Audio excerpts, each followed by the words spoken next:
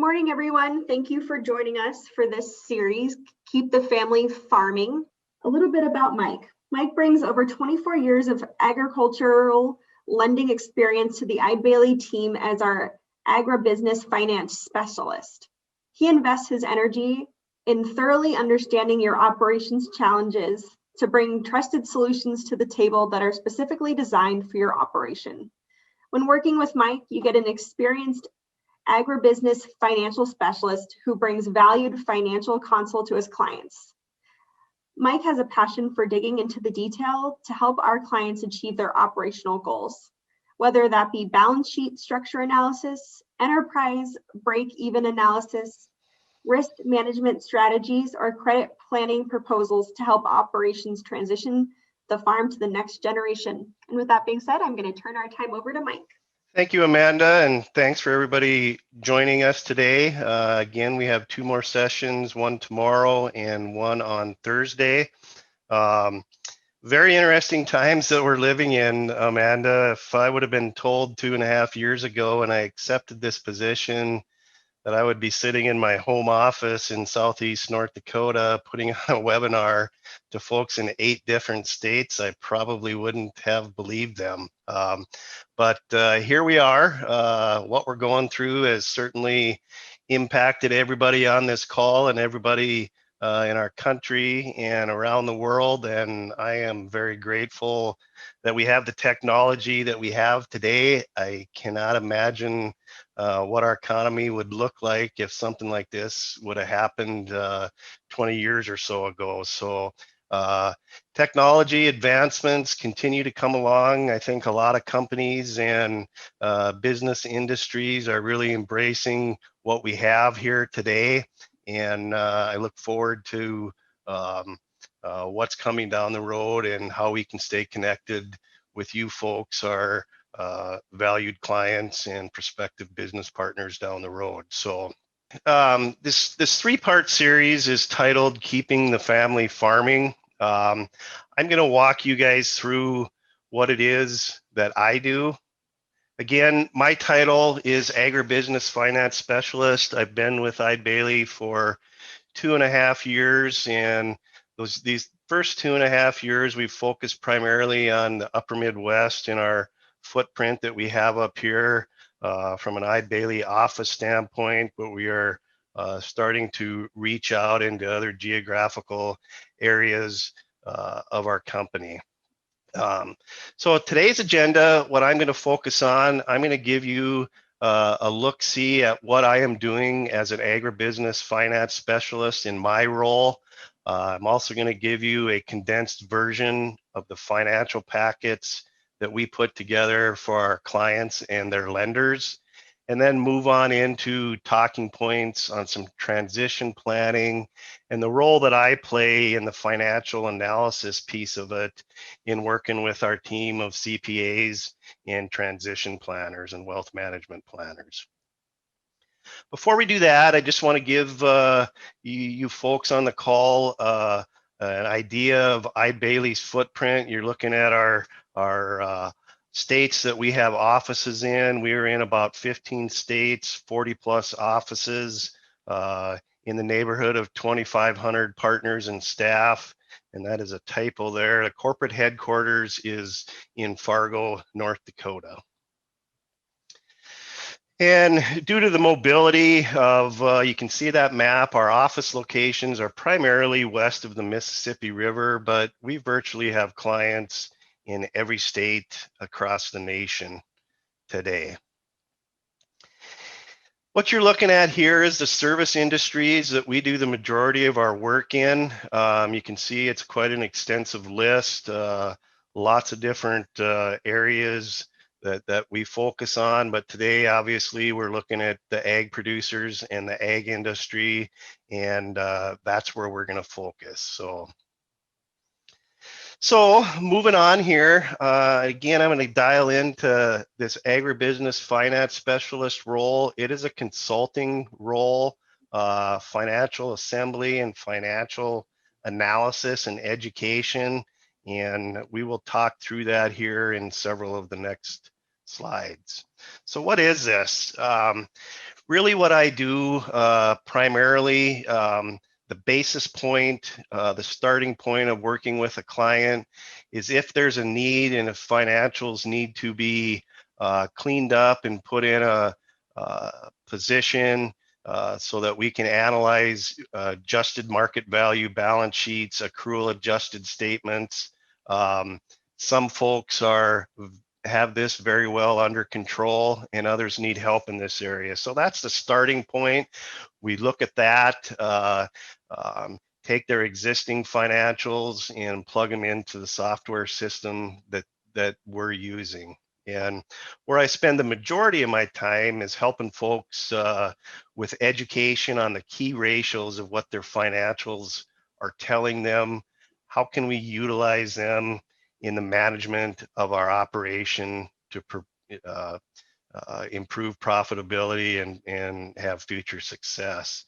And one of our goals in what all we're doing with our client base is we want you to have a good understanding of where your financial position is before you even meet with your lender. We will help you assemble your year-end or periodic financial statements, meet with you, review them, and when you go in and sit down with your lender, you're not focused on assembly of dated prior information. You're more focused on today and looking forward down the road on what the next steps are with your operation. So some of the things that happen along the way, I will sit down through renewal meetings with your lender, sitting through those. Primarily, most times I can be presenting your financial statements, or sometimes I'm just a silent party sitting in there listening to the communication that's flowing back and forth across the desk and making sure our client is understanding what the lender is telling them. Another area that we see quite a bit of focus in with the size and complexity of what some of these egg producers are becoming to be today, it is a big business. And therefore, as a result of additional credit, the size, the multi-entity complex operations, some lenders are requiring more periodic reporting, and we are helping with that as well. Do a lot of analysis in the area of capital acquisition and disposition analysis, taking those thoughts and ideas, putting them into a financial statement, analyzing the impact to not only the balance sheet, but the income statement and cash flow as well, in terms of what are these impacts. And again, we'll do that due diligence before you even go in and sit down with your lender, so you're prepared to present your credit request. And what we're seeing in the marketplace is it really speeds up the process, the approval, and the timeliness of credit being issued. Another area we spend quite a bit of time in is break-even analysis. I still think there's not enough operators that are actually calculating their break-even down to a specific crop enterprise. We've developed a spreadsheet to help those that need to get started in that area. I know a lot of folks have their own or have been doing that, but again, we have developed a spreadsheet to help those that want to get rolling in that direction and have a starting point moving forward. And again, like I mentioned, there's getting to be more and more complex multi-entity operations out there, and we're helping with the consolidation of those statements so we can really truly see the total global picture of what's going on, get your arms around the entire operation, and really see what direction we're going. Some other things I hear back from a lot of the clients that I've worked with for the past 2.5 years is they really appreciate the unbiased second opinion on the financial analysis. I've been in the credit world for coming on 26, 7 years, with the last 2.5 years in this role. And there's a lot of times the lender's analysis and my analysis may be similar, but there may be areas where we may look at things differently. And I think we take a really deep dive into your financial statements and help produce some of those talking and discussion points with your lender. Also help with analyzing entity structure and development, again, primarily with our teammates, the CPAs and the transition planners. I help obviously more so on the financial analysis end of that, and might be on the front lines of recognizing the need for an entity to be developed, whether that's for transition or operating purposes. That's another area that I spend some of my time in as well. And again, like I mentioned, the succession and retirement, I'm a part of that process, working with the financial piece of it, making sure that we have a viable plan that can work for both ends of the succession, whether that be mom and dad or the heirs coming in. That is part of my role in analyzing what needs to happen from a cash flow standpoint, balance sheet standpoint, all of that kind of stuff. But at the end of the day, when I roll everything together on what this role is doing, what I see in the marketplace and those that I work with is I am in one way, shape, or form the connectivity link that links your major business partners, whether that be your lender, your CPA, your marketing firm, your agronomist, your nutritionist. We'll either come together in joint meetings or make sure at a minimum that everybody has the same information. The marketing firm needs to have the break even that's generated from you that's concise and accurate, so that they can make sound marketing recommendations for the profitability of your operation. Same thing with the CPA and the lender. Everybody needs to see the same accrual financial statements so that we can determine, what are we doing from a deferred tax liability standpoint, and make sure that everybody understands the true performance of what's happening in that operation. Another area I've spent a little bit of time, and maybe more than I thought I was going to do when I first got hired, with all the different FSA ad hoc programs that have come on down the pike here in the last 2.5 years with the MFPs, the CFAPs. I'm kind of the watchdog on when those are coming out, disseminating information to not only our staff, but our clients, to make sure that we're participating in those and taking advantage of those when they come on down the line. So I'm gonna shift gears here a little bit and kind of get on my soapbox a little bit. I tend to talk about this every time I have the opportunity to speak to a client producer group or a lender group or staff. One of the things I see in my travels across the areas that I've been covering in the last 2.5 years, and the various lenders that I get to work with, there's still in today's ag industry not enough operations that are being analyzed on accrual adjusted financial and income statements. So I'm going to just talk through that a little bit, what it is, how we do it, and why it's important. What are accruals? The cash basis income statement, or your Schedule F, your QuickBooks file, really only recognizes the income and the expenses when they were receipted or paid for. And typically, we're talking about your Schedule F or your other fiscal year entity returns. But we want to carry that one step forward. And here's how we do that. Oh, I'm froze, Amanda. Oh, sure. Let me advance that slide.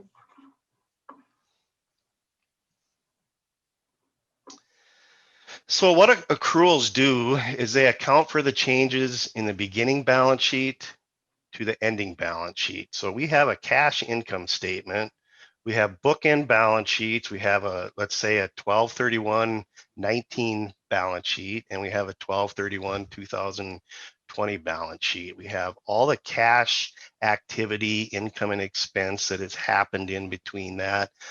But what the accruals are going to do, they're going to look at the current portion of the balance sheet. We're talking receivables, crop inventory, prepaids, accounts payable, accrued interest, those types of items, and it's going to make adjustments to what actually happened. And it really, I'll have a slide here a little bit later that will illustrate what the differences are in true performance in an operation when you move away from cash accounting to accrual accounting. Advance, please.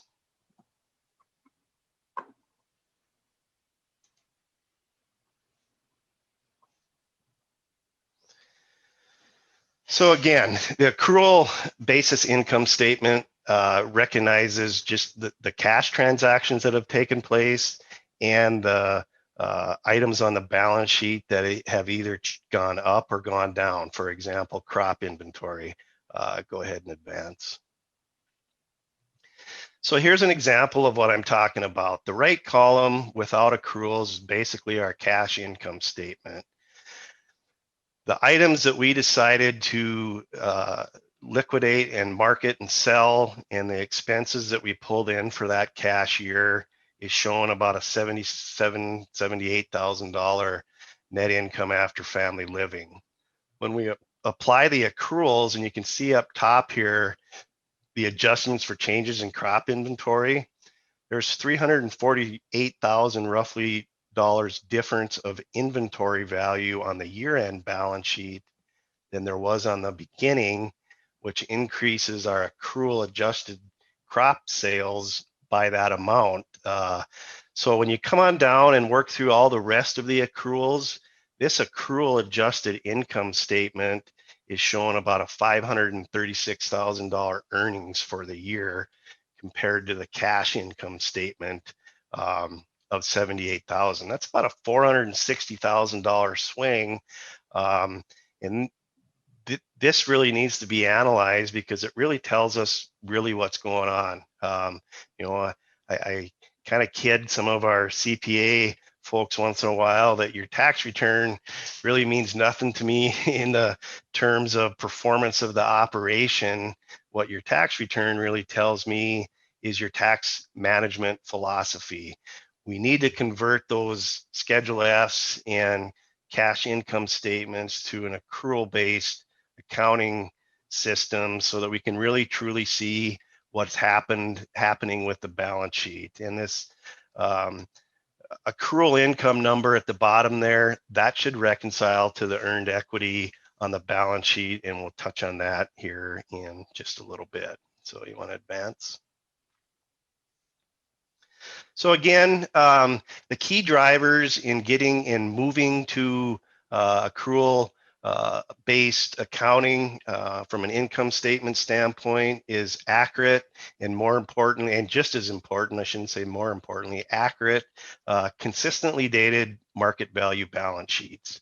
We have to be examining the same time period, and our cash income statement has to match and fit in between those dates for us to have some accuracy going forward. So enough on accrual accounting. I do a lot of preaching on that, and every time that I speak, and I just don't think those that are not doing that, I don't think they're truly really seeing what's happening in their operation. Okay, advance, please. So I'm going to take a little bit of time here and walk you through the packet that we put together. We are using the Moody's analytics software. Formerly, it was called Web Equity, and prior to that, it was Farm Equity Manager. I have used that for over 20 years. It's a very nice financial analysis software that we can customize several different things that we want to analyze. Many of the ag banks out in the market utilize this system as well, and it's very prevalent out there. And when I came on board, we brought this system on board as well. So if you want to advance, please. So as we move along here, I've condensed this packet considerably, just to, not to bore you to death, and there's going to be a lot of numbers coming up here, and I apologize in advance, but this is basically what you're looking at here. Is this is if a lender is using this software, this is what they call the credit presentation, where they would write their loan narrative, where you're going to see all the ratios and summary numbers of what's happening both on the balance sheet and the income statement. And this is the setup page that really talks about, gives a little bit of flavor on what kind of operation we have. And the next slide, we'll start moving into some of the numbers. So if you want to advance, please. So the first thing we're going to look at, obviously, is the balance sheet trend. You can see a lot of highlighted numbers there. The top is just the trend. You know, you're going to see your common ratios: working capital, equity, owner equity percent, capital debt, a lot of those types of things. And I like to look at a minimum, a 3-year trend, 5 if possible. Specifically on operations that have been of consistent size year over year, really gives us an opportunity to look at the prior years as a predictor of what might happen in the future. On the bottom there, you see earned equity. Really, what earned equity is going to tell us, just like the accruals are, the accrual income statements that we talked about, whether or not the operation made money. You can see the earned equity change here is 522,000. And when we talk about earned equity, what that really means is, let's say your real estate values on your balance sheet are at $500 an acre, and the current market is at 5,000. And we decide it's time to revalue that land. And let's say we want to go to 80% of market at 4,000, or even all the way up to market at 5. What this reconciliation or earned equity will do, it will recognize that that's an equity change, but that is not earned. So it will reduce the earned equity by the amount of the revaluation. And it'll also take depreciable assets like the chattels, machinery, vehicles, fixed assets that are depreciable, bins, sheds, those types of things, and we'll depreciate them at 10 and 5%. And if there's valuations that end up at the end of the year that vary from the beginning, it'll make those adjustments as well. So really what we're trying to do is, a lot of lenders are using this, and they're maybe stopping at this point and not carrying it over into the income statement, which to me we'll move to next here in just a moment. But those two numbers need to reconcile within reasonable amount. And when that happens, it really tells us that we have the majority of the items accounted for, and both statements are in agreement with each other, and it just brings a quality aspect to the financial statements.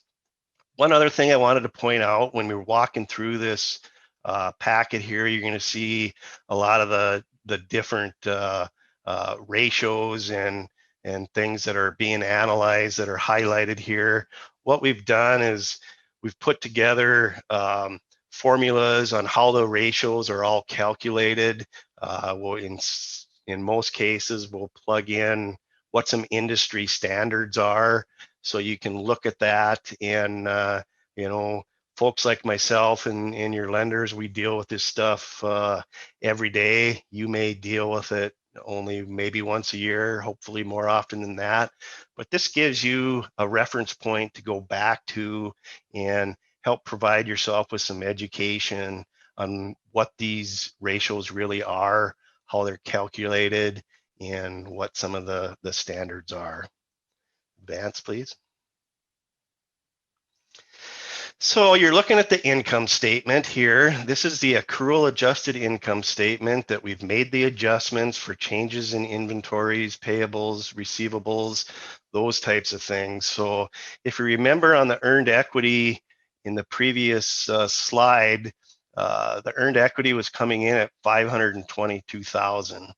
The net income after family living is coming in at 536,000. We're about 14,000 apart. We could spend a lot of time and get that right on. In the finance world, that is within acceptable standards of being what we would consider a reconciled statement. So again, when I talked about the balance sheet's going to tell us what happened, whether or not we made money or lost money, but the accrual adjusted income statement is going to allow us to dig in to operating expense ratio. How much of our gross income are we having to plug into the expenses to produce that? What is our depreciation expense ratio? This may be an indication that our operation is maybe overcapitalized in the form of machinery, facilities, bins, that type of thing. What is our interest expense ratio? This could be an indication of leverage, low working capital positions in terms of we have to have the majority of our operating expenses financed throughout the year.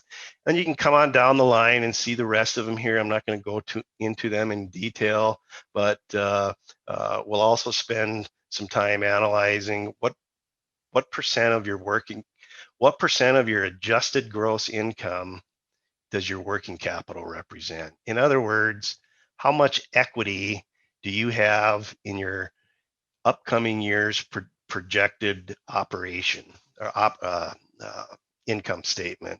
This is your equity, and a lot of lenders are looking at this today, maybe more so than they have been in the past, because it's a sign of leverage and how much they have to be engaged and advance into the production of your operation. And it really boils down to how they would risk rate your accounts, one of the key factors. So again, you can see all of the definitions down here. I'm not going to go through them. Again, it's some good information that lets you see how things are calculated, again, why they're important, and what some of the industry standards are. Advance, please. Next slide here. This is predominantly set up here for grain producers. On this particular slide, the customized ratio screen, we're going to dive into number of acres farmed, number of acres owned, this particular operation in their projection, their average cash rent on the land that they're renting is $203 an acre. What does that average out across all the acres that we're farming? 86. You can come on down and see the profitability section. Debt servicing, we'll spend quite a bit of time in this area.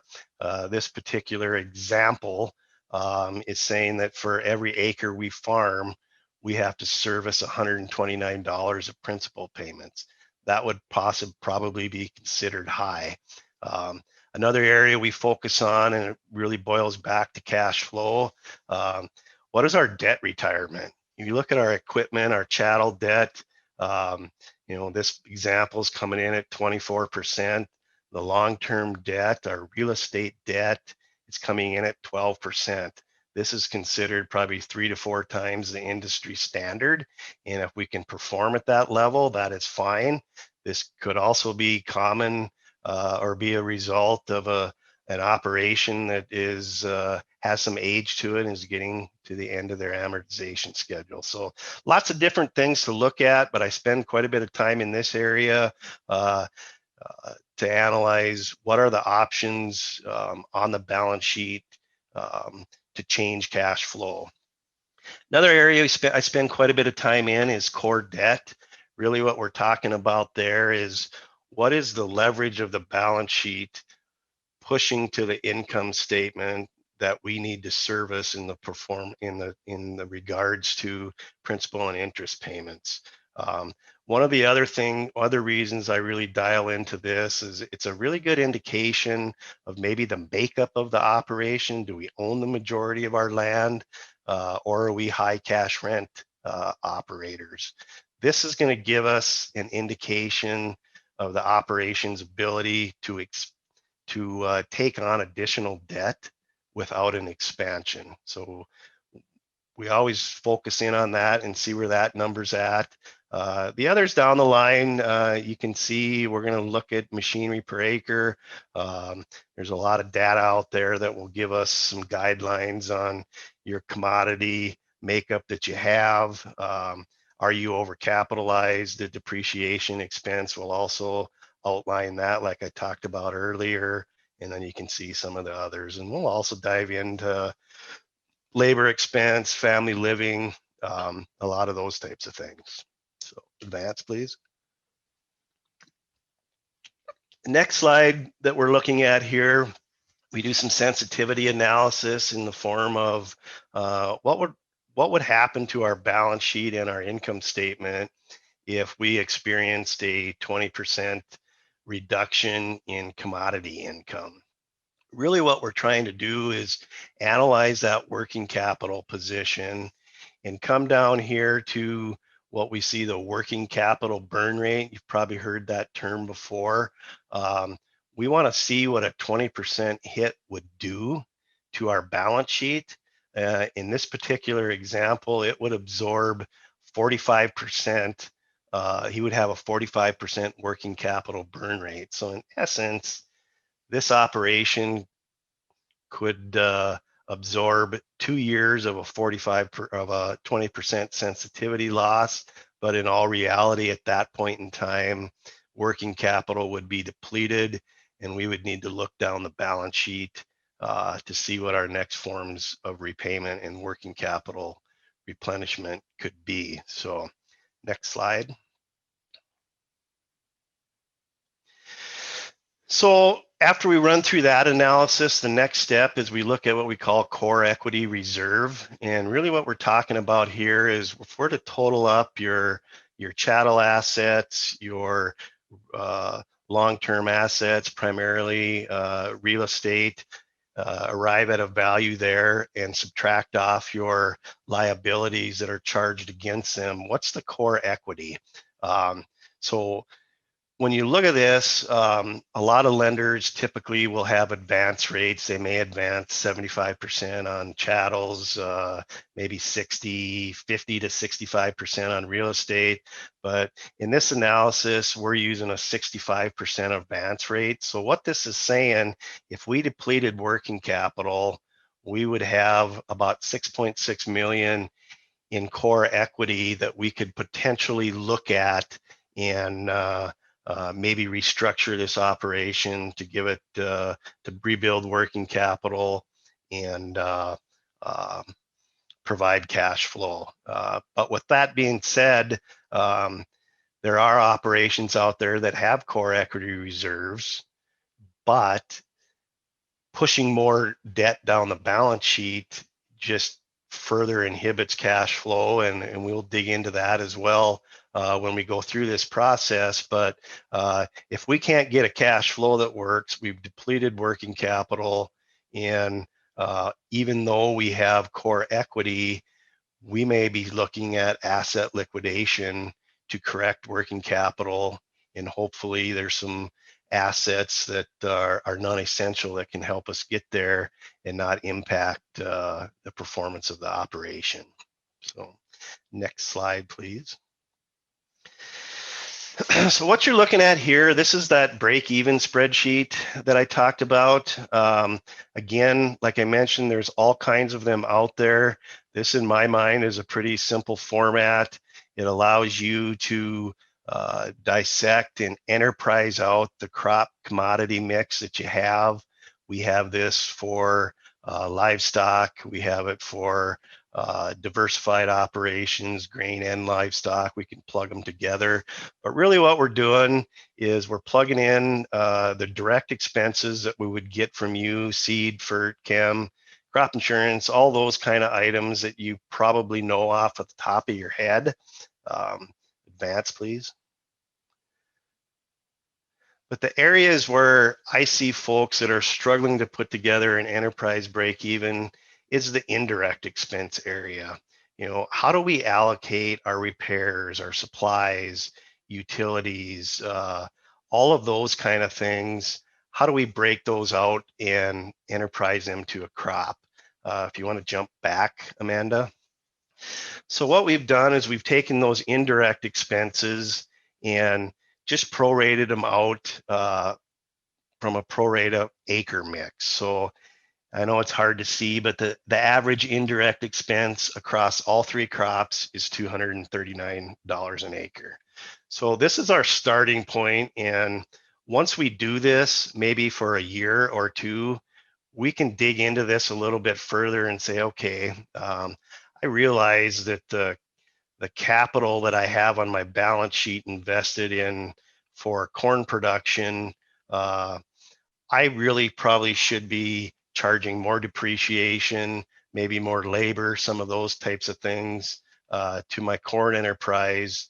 And so we can bring some of those expenses up here and still allocate um, the rest of the indirect across the commodities. So really, the goal here is to get a starting point of what is our enterprise break even. This particular operation at 180 bushel corn, projected yield, the break even is 341. At 90% of projected yields, it's 379. 110, it's 310. And at the break even insurance guarantee is at 454, what we would say worst case scenario. So again, this is a starting point, and if you already have one in place, great. I think it's simple to use. The indirect expenses on the next page, if you want to advance. So a lot of times what we'll do, and we're doing this for the first time with an operator that has had consistently sized operations over the last 3 years, we'll take a 3-year average and start with those numbers for the indirect expenses and have a starting point. You have to start somewhere, and more folks really need to be doing this. Specifically, if they have a marketing plan, how can we pull the trigger when we don't know what our break even is? Advance, please. So the next slide you're looking at here, we're pulling in, you saw the break even at crop insurance guarantee. That's what the top math is there. Based on the APHs, the multi-peril coverage level, and the multi-peril prices when they're known. They get decided in February. We'll plug those in. You can see the bushel guarantee per crop. You can see the dollar guarantee for crop. And one of the things, this story's been told over and over again, depending on average APHs, but it also gives you an idea of which crop bears the most risk. And given current marketing opportunities, should we shift from one crop to the other? So we'll look at those numbers a little bit. So basically, the percent of net expense absorbed by the crop insurance guarantee. And then we come on down the line, and really what we're looking at here is our capital debt repayment capacity. Once we get through our income and expense projections, what would we expect the outcome of the year to be? At the beginning of the year, there were a lot of operations that were showing red in the projection. We just didn't have a commodity market to get us there. So what this is telling us that barring there was no capital purchases from cash, we would expect this operation to have a $95,000 shortfall that would have to be absorbed from the working capital position. So next slide, please. So moving on here, what you're looking at here is a little bit more detail on, we're rolling back and pulling in the crop insurance information, the break evens at each various level, and the projected production and the guaranteed bushels for insurance. And the reason we brought this together, if you want to advance to the next slide, we put together a marketing tracking form as well. You can track the types of sales. On the top there, for example, corn, we've got 210,000 forward priced. Our average cash price less basis is 406, which would say we have 42% of our projected bushels sold, or 56% of our crop insurance guarantee. So again, a lot of these break evens are done. I've been doing them now for probably the last 2 months, looking out into 2021, but a lot of them get done in February and March. And with the opportunities that we've had in the market, we really got to be mindful of how much we market and what we can back up with our crop insurance guarantee. So once we get through the planning cycle, we will get in and update the actual acres and see where we're at from a marketing standpoint to make sure we're not exceeding 100% of our crop insurance guarantee. And then we would have this type of a spreadsheet for every commodity that you have in the projection. You want to advance, please? So what we're looking at here now, this is Moody's came out with a additional product about a year ago. This is their what they call their Ag Peer benchmarking product. So what this does is it allows you to take all of these key financial ratios that we're going to see hard data on in those previous packets that we went through, but this is going to throw it into a picture, and it's going to benchmark you against your state, your region, or the entire US, and lending institutions have the ability to benchmark inside of their own lending institutions. There's about 1.2 million files that are confidential. They're scrubbed, that Moody's plugs into this. And we've been using this now through last year's renewal season and will be again going forward. I just think it's another area where we can look at hard data, but when we look at a picture, it can really maybe help bring into play areas that we need to focus on, and how do we stack up against our peers. We have aspirations to grow down the road. If our depreciation expense ratio is way out of whack, that probably tells us we need to grow, we're overcapitalized. Or if our operating expense ratio is above our peers, what are we doing in our operation that's making us less efficient than our peers? So you want to just keep advancing. I don't have them all in here, but I just threw a few in so you could see them.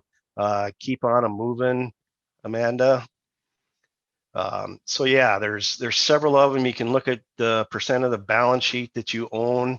And again, I would throw a caveat out there. It's going to be highly dependent upon whether you're at 100% market value and the rest of the balance sheets, let's say they got the real estate on it 50%. You may appear that you're a lot stronger from an owner equity perspective, but are we comparing to apples? So some things to kind of keep in mind there. It's not 100% fault free, but I do believe there's some merit in looking at where you stack up against your peers. And one other thing I would illustrate is Moody's is looking at the probability of breaking this down to commodity type and possibly even county level. But the issues there today are, do we have enough, say, corn producers in Spink County, South Dakota, that we can get an accurate data metric set together? But one thing I wanted to point it out is typically the US, the state, and the regions trends generally track fairly close. So I think it's an indication of what's happening in the entire industry and where your operations sit. So we can advance from there. One more. Another product that Moody's came out with about a year ago is, in essence, a risk rating, or they call it the Ag Scorecard Test. It's Moody's run at, again, compiling a risk rating system. Every lending institution has one, albeit they're all probably different. Every lending institution is going to risk rate their accounts based probably on the portfolio makeup that they have. What's their portfolio strengths? What's their portfolio weaknesses? And this is just an opportunity to run your operation through this and see what it would risk rate. The scale is a 1 to 14, but primarily most operations, the strongest would probably come in at a 4. And once you start getting below 9, 10, would present some higher risk ratings and most likely some higher priced operations from an interest rate environment standpoint. So you can advance.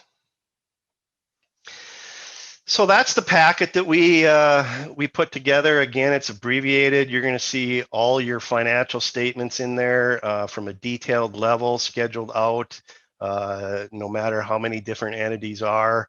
Again, we're going to have each entity level in there, and then we're going to consolidate it up into a consolidated global position. So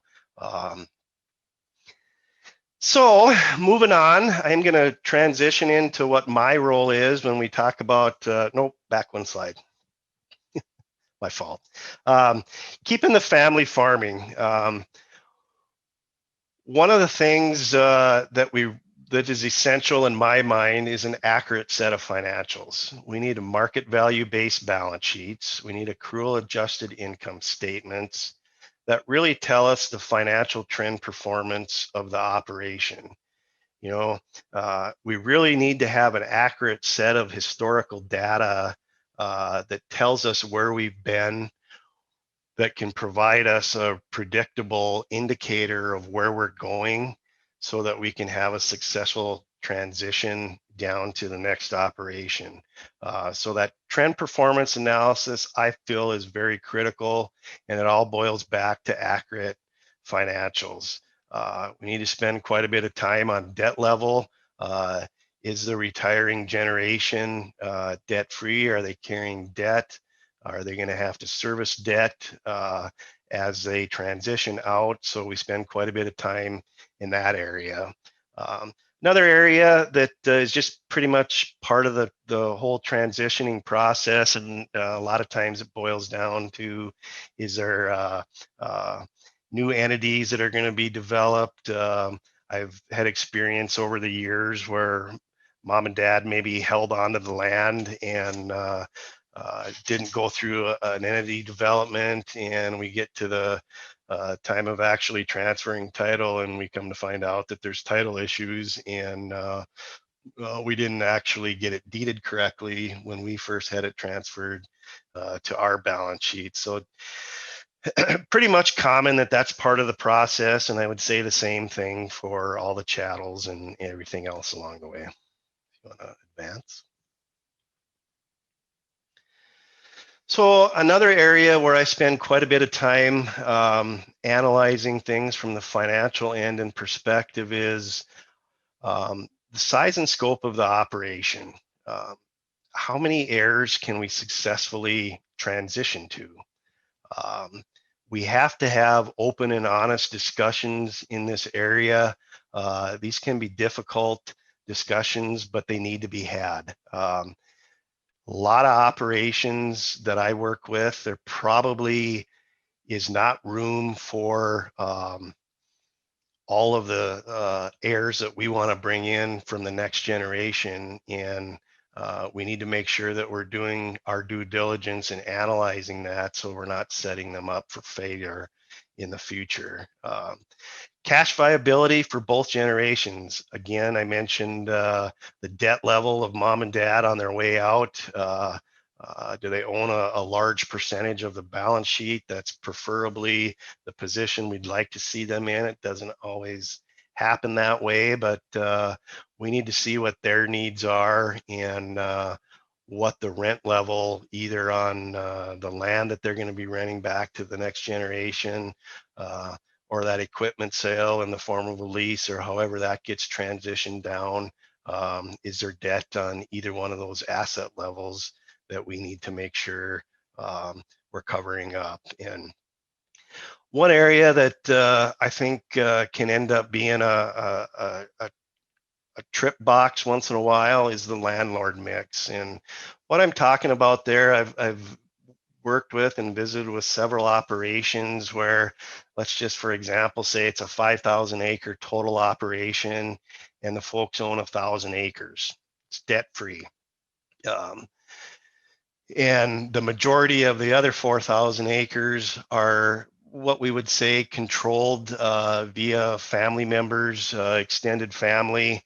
And we feel good about the ability to maintain that land as we pass it on down to the next generation in their operating any entity. But what I'm really driving at here is we need to look at those leases, and several of them in the past few years, most of the leases will have first right of refusal. And even though it's Aunt Betty or an extended family member that we're renting that land from, they probably have heirs below them that are looking for that to be transitioned down to them.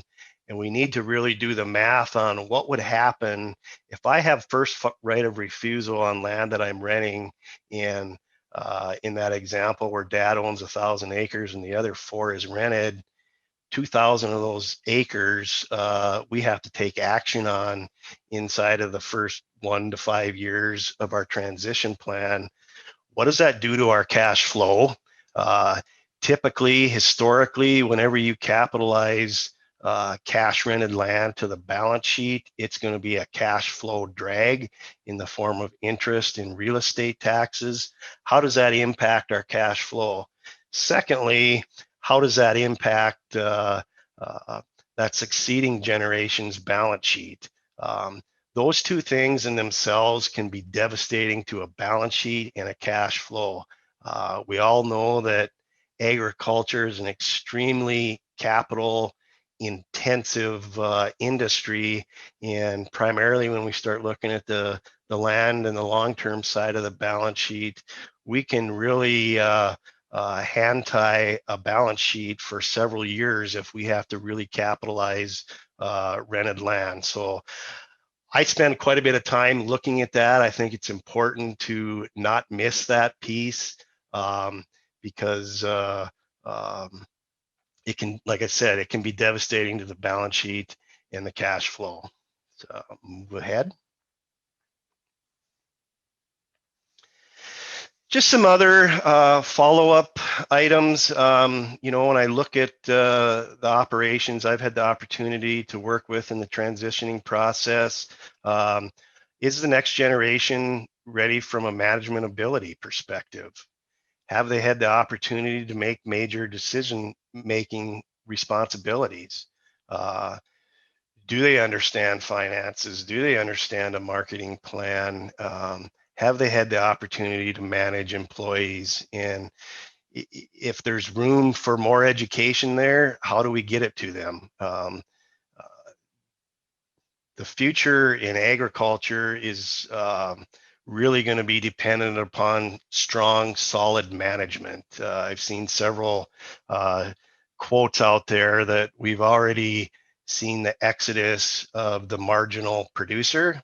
We are on the cusp and are already seeing the exodus of marginal managers. So we need to set them up right, make sure they're ready to take on the responsibility that they are taking, because you know this is a business. Again, these are large operations and they need to be ran like that. So a couple other comments that I would, in both Ava and Travis will talk about this in their sessions more so, but in my experience, strong transition plans take time to discuss, design, and develop, and they may certainly change throughout the process. I've had the opportunity to work with operations where we've had 10 plus years of planning and designing to get to a plan that we think has a potential for success. And then I think to wrap up here, I think one of the most important things is ongoing open